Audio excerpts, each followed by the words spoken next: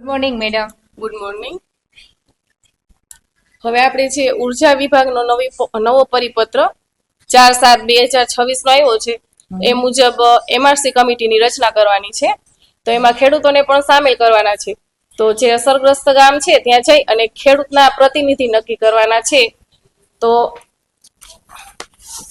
આ એના માટેનું ફોર્મ છે. તો તમે ગામડે ગામડે જઈ અને ખેડૂત પ્રતિનિધિ નક્કી કરી આમાં એના સિગ્નેચર લઈ અને મને મળો. Okay madam.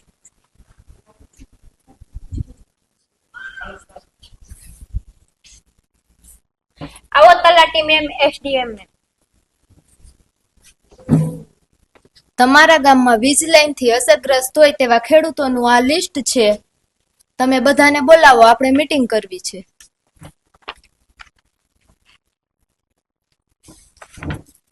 હેલો હાલો ખેડૂત મિત્રો, આ તલાટી મેમ આપણી જોડે મીટિંગ કરવા માંગે છે, તો પંચાયતે આવી જાઓ.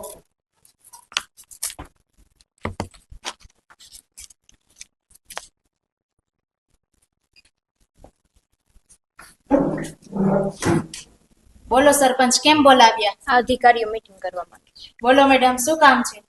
જુઓ, તમને તમારા ગામમાંથી જે વીજ લાઈન પસાર થાય છે તેના વળતર માટે જે સરકારે આપણે તારીખ 4/7/2026 ના રોજ જે પરિપત્ર બહાર પાડ્યો છે તે પ્રમાણે આપણે એક માર્કેટ રેટ કમિટીની રચના કરવાની છે. એટલે એના માટે તમારા ખેડૂતમાંથી એક આપણે પ્રતિનિધિ નિમણૂક કરવાનો છે. તો એટલે એના માટે તમે ખેડૂત મિત્રો અંદરો અંદર નક્કી કરી અને એક વ્યક્તિને ખેડૂત પ્રતિનિધિ તરીકે નિમણૂક કરી અમને અત્યારે તમે કહો. જો કિશોરભાઈ, તમને કાયદા કાનૂનની જાજી ખબર પડે છે, તો તમે જ ખેડૂત પ્રતિનિધિ તરીકે રહી જાવ ને તો સારું રહેશે. અરે કિશોર, તું તો ભણેલો ગણેલો છો, તું જ બની જાને પ્રતિનિધિ. કાંઈ વાંધો નહીં. અમે બધા ભેગા મળીને કિશોરભાઈને ખેડૂત પ્રતિનિધિ જાહેર કરીએ છીએ.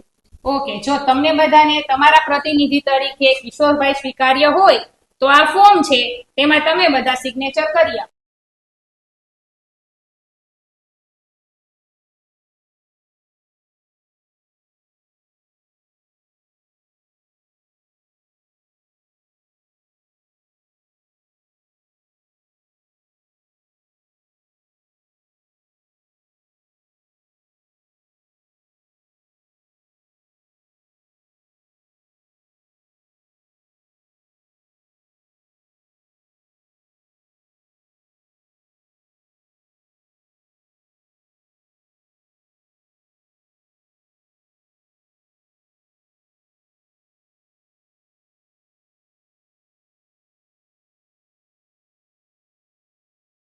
ચાલો સરપંચ, અમે નીકળી.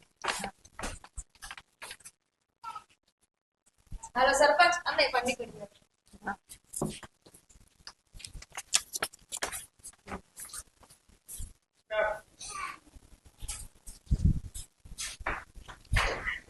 Good morning madam.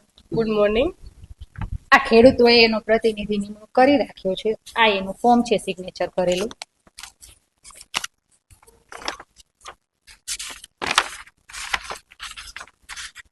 બરાબર છે. હવે એક કામ કરો, ખેડૂત પ્રતિનિધિ અને કંપનીના પ્રતિનિધિ છે એને મળવા માટે તમે 15 તારીખ આપી દો.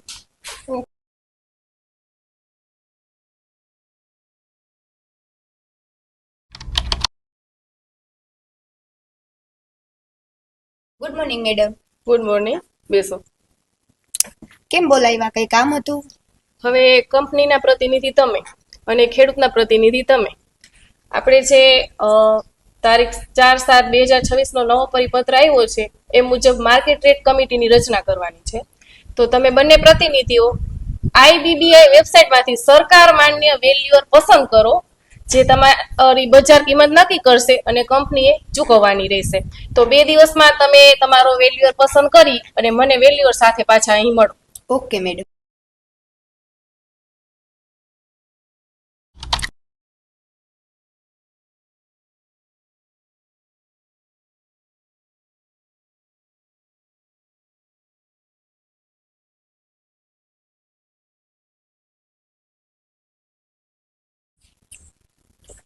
Good morning madam. Good morning. બેસી જાઓ. અમે કંપનીના વેલ્યુઅર તરીકે દીપક ચૌહાણને જાહેર કરીએ છીએ. અમે ખેડૂતના વેલ્યુઅર તરીકે નિશા જોશીને જાહેર કરીએ છીએ. અને આ છે અમન સક્સેના જે કલેક્ટરના વેલ્યુઅર છે.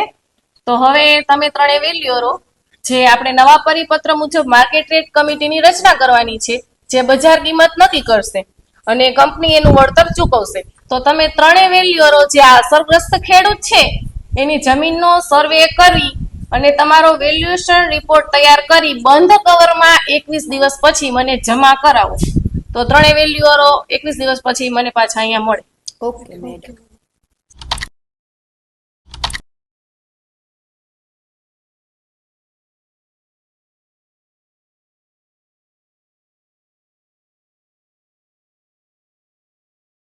હવે ત્રણેય વેલ્યુઅરો જે વેલ્યુએશન રિપોર્ટ લઈ આવ્યા છે એ બંધ કવર આ બોક્સમાં રાખી દો.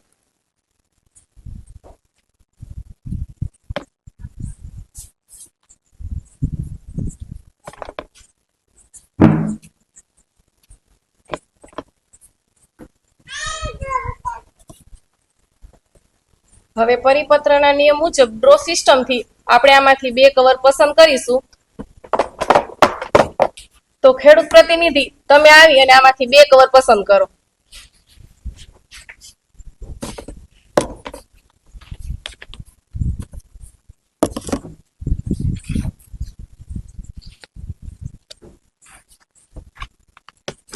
આ એક વેલ્યુએશન રિપોર્ટમાં 130 રૂપિયા નક્કી કરેલ છે અને આ બીજી વેલ્યુએશન રિપોર્ટમાં 100 રૂપિયા નક્કી કર્યા છે. હવે પરિપત્રના નિયમ મુજબ સૌથી નીચી કિંમત કઈ છે? 100 રૂપિયા. 100. તો 100 ના 20% એટલે 20 રૂપિયા. તો જ્યારે બંને વેલ્યુએશન વચ્ચેનો તફાવત 20% કે તેથી વધુ હોય તો જે સૌથી નીચી કિંમત છે એટલે કે 100 રૂપિયા એના 10% એટલે 10 રૂપિયા. તો 100 માં 10 ઉમેરી અને 110 રૂપિયા કે જે તમારી 1 ચોરસ મીટરની બજાર કિંમત નક્કી થાય છે. તો કંપની તમને 1 ચોરસ મીટરના 110 રૂપિયા ચૂકવશે. તમને આ મંજૂર છે? ના મેડમ, અમને આ 110 રૂપિયા બજાર કિંમત માન્ય નથી. તો તમે હવે આમાંથી આ ત્રીજું કવર ઉપાડો.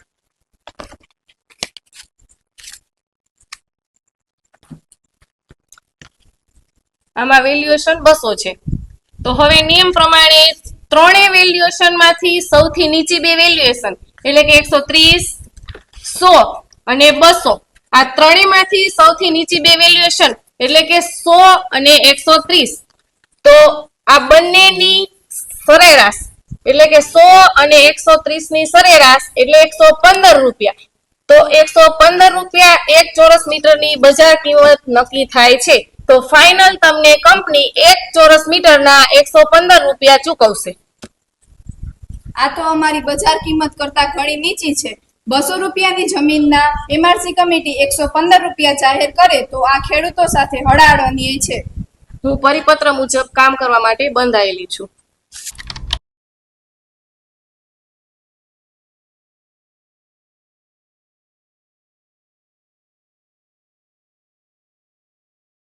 હવે ત્રણેય વેલ્યુઅરો જે વેલ્યુએશન રિપોર્ટ તૈયાર કરીને લાવ્યા છે એ બંધ કવર આ બોક્સમાં રાખી દો.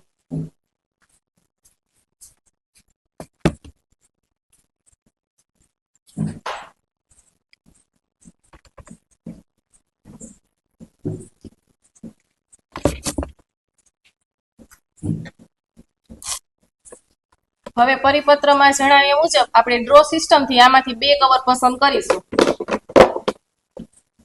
તો ખેડૂત પ્રતિનિધિ તમે આવી અને આમાંથી 2 કવર પસંદ કરો.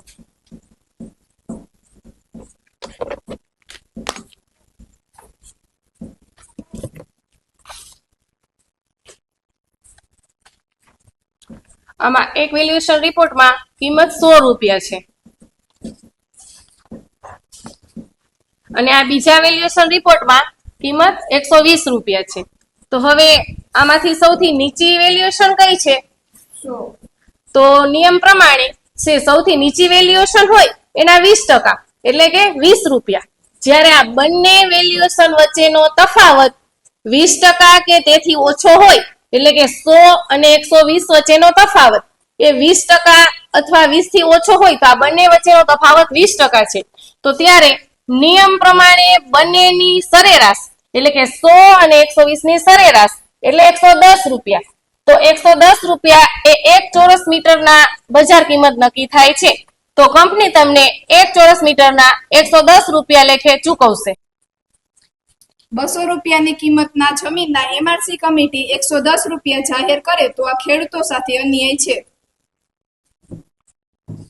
હું પરિપત્ર મુજબ કામ કરવા માટે બંધાયેલી છું.